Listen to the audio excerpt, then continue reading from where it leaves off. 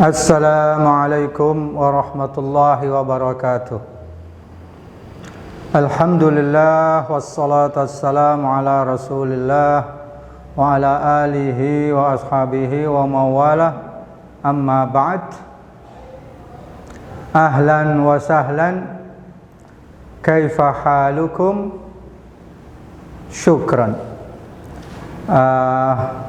Anak-anak, sebelum kita mulai pelajaran, mari kita baca Fatihah lebih dahulu. Al-Fatihah.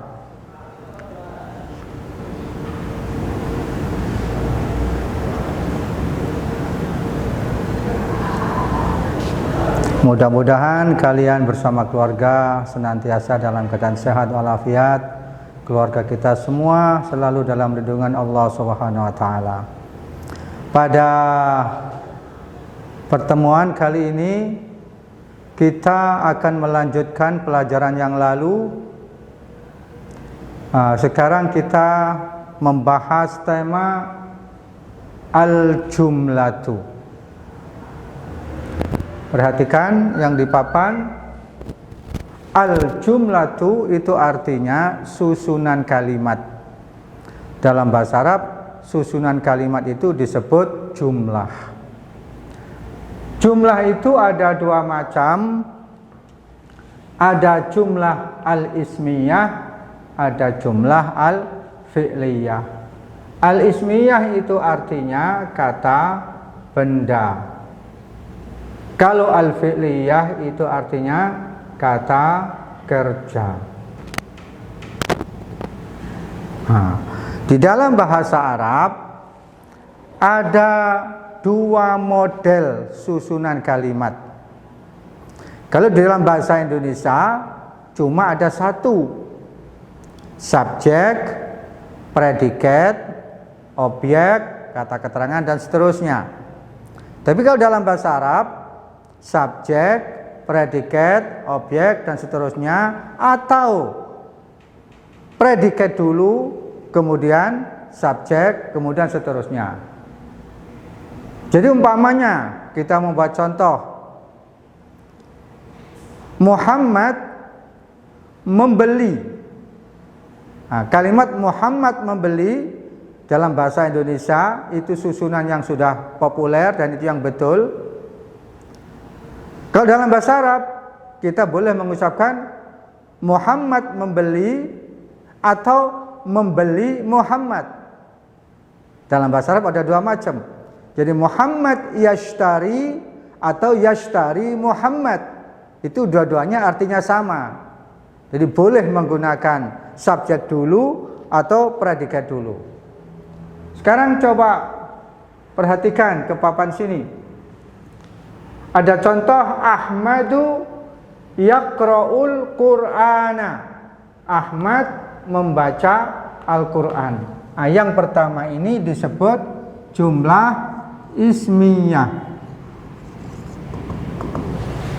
Kemudian kita balik menjadi yaqra'nya didahulukan menjadi yaqra'u Ahmadu Al-Qur'ana. Diawali dengan fi'il. Yaqra itu fi'il, kalau Ahmad itu isim. Membaca siapa Ahmadu Ahmad Al-Qur'ana pada Al-Qur'an. Karena diawali fi'il, maka disebut al-jumlatul fi'liyah. Jadi yang diawali isim namanya jumlah ismiyah, yang diawali fi'il namanya jumlah fi'liyah. Dalam bahasa Arab ada dua macam model susunan kalimat. Subjek, predikat, atau predikat, subjek. Kalau dalam bahasa Indonesia, subjek dulu baru predikat. Ini semuanya dua-duanya itu betul dalam bahasa Arab. Nah, diawali isim namanya mubtada, ini jadi khabar. Nah, diawali fi'il namanya fi'il, kemudian fa'il. Itu sudah kita pelajari waktu kelas 1 ya. Sekarang perhatikan saja pada contoh-contoh berikutnya. Nomor 2, Fatimatu taqra'ul qissata. Fatimah membaca cerita. Fatimah di sini kata benda, nama orang di awal, maka disebut jumlah ismiyah. Kemudian kita balik, taqra'u Fatimatu al-qissata, membaca siapa Fatimah al-qissata pada cerita. Karena diawali dengan fi'il, maka disebut jumlah fi'liyah. Yang perlu diperhatikan, kalau subjeknya itu laki-laki pakai ya, subjeknya perempuan pakai ta. Tapi kalau dibalik ya tetap, kalau pakai ya yaqra'u, kalau pakai ta ya taqra'u. Paham ya? Itu namanya jumlah. Ada dua dalam bahasa Arab disebut jumlah ismiyah dan jumlah fi'liyah. Nah, ucapan kita, susunan kalimat kita diawali dengan kata benda, namanya jumlah ismiyah. Kalau diawali dengan kata kerja, namanya jumlah fi'liyah. Sekarang perhatikan contoh nomor 3. Saya bacakan dulu yang jumlah ismiyah, saya artikan, mungkin ada yang belum paham artinya. Umaru yaktubul haditha. Umar menulis hadis. Aisyatu taktubul fikha. Aisyah menulis fikih. Kenapa kau pakai ta, yang atas pakai ya? Kalau laki pakai ya, kalau perempuan pakai ta. Khalidun yasta'irul kitaba. Khalid meminjam buku. Zainabu tasta'irul kitaba. Zainab meminjam buku. Iyanya kita ganti ta karena subjeknya adalah perempuan. Al-abu yashtari al-burtuqala. Ayah membeli jeruk. Al-ummu tashtari al-burtuqala. Ibu membeli jeruk. Al-ummu itu subjek perempuan, maka iyanya diganti ta. Al-ustadzu yashrahud darsa. Ustadz menerangkan pelajaran. Al-ustadzatu tashrahud darsa. Ustadzah itu menerangkan pelajaran. Sekali lagi diingat, kalau subjeknya laki-laki pakai ya, kalau subjeknya perempuan pakai ta. Ini semua adalah contoh jumlah ismiyah karena diawali subjeknya dulu, diawali isimnya dulu. Sekarang kita balik.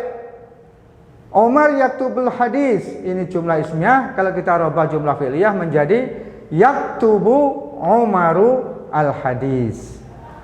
Aisyatu taktubul fikha. Kalau kita balik menjadi taktubu Aisyatu al fikha. Khalidun yasta'irul kitaba. Kita rubah menjadi jumlah fi'liyah, yasta'iru Khalidun al-kitaba. Zainabu tasta'irul kitaba. Tasta'iru Zainabu al-kitaba. Al-abu yashtari al-burtuqala. Yashtari al-abu al-burtuqala. Al-ummu tashtari al-burtuqala. Tashtari al-ummu al-burtuqala. Al-ustadzu yashrahud darsa. Yashrahul ustadzu ad-darsa. Al-ustadzatu tashrahud darsa. Tashrahul ustadzatu ad-darsa. Jadi sekali lagi diingat, nek subjeknya sebutkan dulu atau isimnya dahulu disebut jumlah ismiyah, tapi kalau dibalik fiilnya dulu, tashrahul ustadzatu ad-darsa disebut jumlah fi'liyah. Jadi bedanya jumlah ismiyah dengan fi'liyah itu adalah kalau jumlah ismiyah isim dulu, kalau jumlah fi'liyah itu fi'ilnya dulu. Subjeknya dulu namanya jumlah ismiyah, predikatnya dulu namanya jumlah fi'liyah. Jadi dalam bahasa Arab boleh menggunakan dua susunan kalimat tersebut. Umpamanya Saleh keluar dari kelas. Dalam bahasa Arab boleh dibalik, keluar dari kelas Soleh, itu boleh dalam bahasa Arab. Jadi dua-duanya dibetulkan. Nah, dalam bahasa Indonesia ya mesti subjeknya dulu, Soleh keluar, tidak boleh keluar Soleh ya. Tapi dalam bahasa Arab boleh dengan menggunakan dua cara, jumlah ismiyah dan jumlah fi'liyah. Kemudian selanjutnya latihan-latihan ini nomor 1 sampai 10 silakan ditulis, kemudian dikerjakan seperti contoh. Dan ini enggak perlu dikirim ya, ini bukan tugas, cuma sekedar latihan. Rubahlah dari jumlah ismiyah ini menjadi jumlah fi'liyah. Oke, faham? Kalau tidak faham boleh bertanya lewat WA kepada nomor saya langsung ya. Oke, sampai sini dulu. Allahumma anfa'na ma 'allamtana wa 'allimna ma yanfa'una ihdinas siratal mustaqim. Syukran ma'assalamah wa ila liqa'i qariban. Wassalamualaikum warahmatullahi wabarakatuh.